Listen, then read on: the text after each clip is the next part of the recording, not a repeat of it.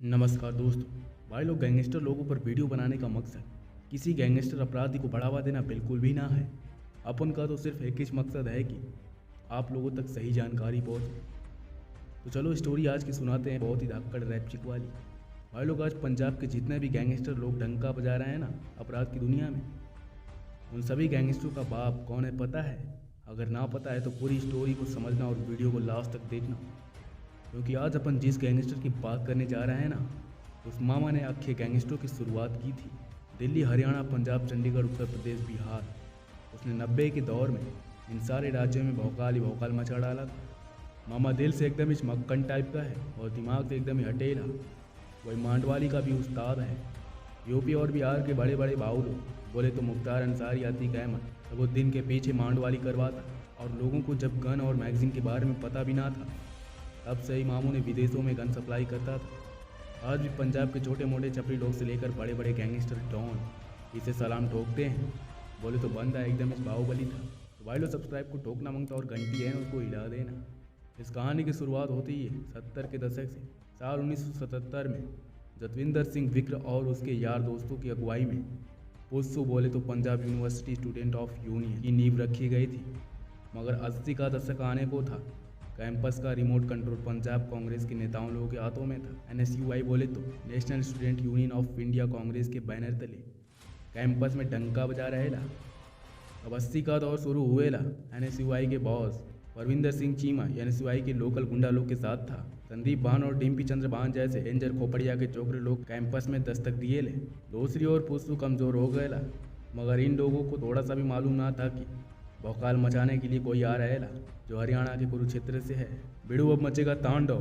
कुरुक्षेत्र का मक्खन सिंह विक्र आ रहेला, जो सबकी वोट लगा के रख देंगे।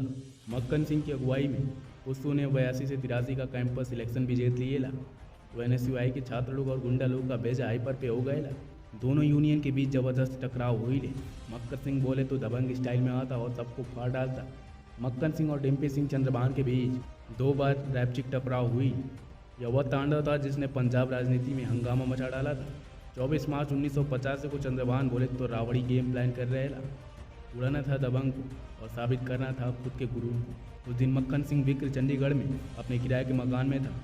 उसको थोड़ी ना पता था कि आज उसके साथ कुछ होने वाला है।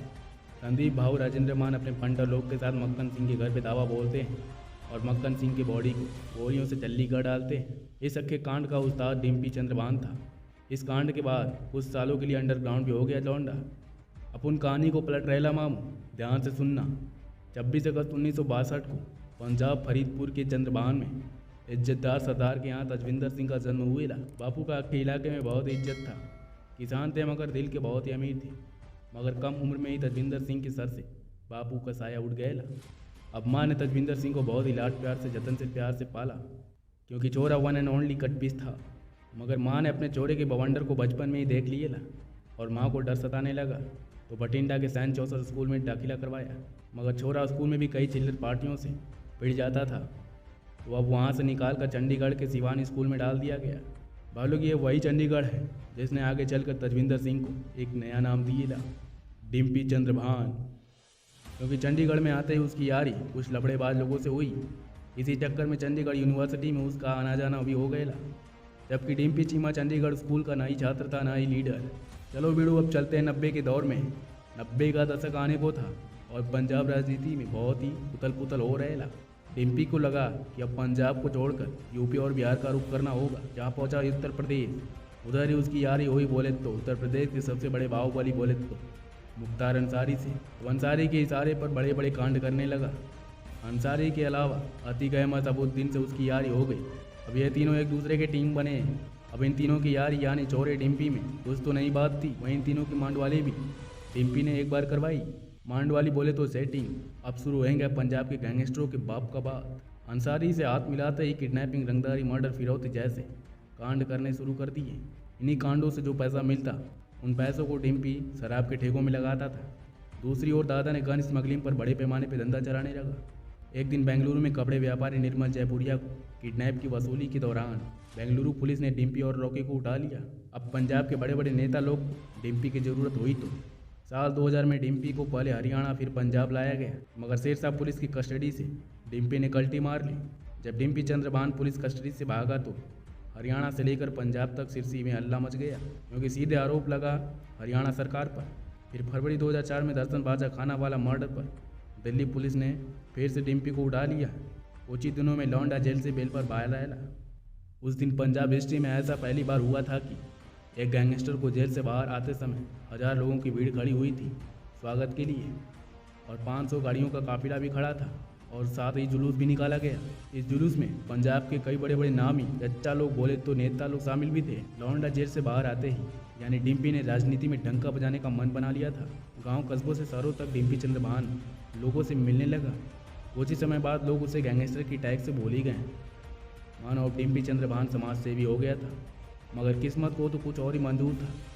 साल था 2006 का, दिन था 7 जुलाई का। मॉडर्न हथियारों से लैस कड़ी सिक्योरिटी में रहने वाला डिम्पी चंद्रभान उस दिन अपनी दोस्त बोले तो अरविंद कौर से मिलने के लिए एक रेस्टोरेंट जा पहुंचा, वो भी अकेला, बिना हथियारों के। करीब 9 बजने को था। डिम्पी और अरविंद कौर रेस्टोरेंट से बाहर निकलते हैं। मिलने के बाद तो 2 बाइक सवार गुंडे आते हैं और ताबड़तोड़ फायरिंग करने लगते हैं, यानी सभी गैंगस्टरों के बाप की हत्या हो जाती है। इस फायरिंग में अपना लौंडा बोले तो डिम्पी की मौत हो जाती है। तो भाई लोग, ये थी पंजाब के मोस्ट गैंगस्टर बोले तो सबका बाप डिम्पी चंद्रभान की स्टोरी। ऐसे लेकिन भाई लोग, वीडियो अगर अच्छी लगी हो तो लाइक और शेयर सब्सक्राइब तो कर ही देना। भाई लोग, अपन के गैंगस्टरों के ऊपर वीडियो बनाने का एक ही मकसद है, सिर्फ आप लोगों तक सही जानकारी पहुंचाना। मिलते हैं फिर एक जल्द ही अगली वीडियो में।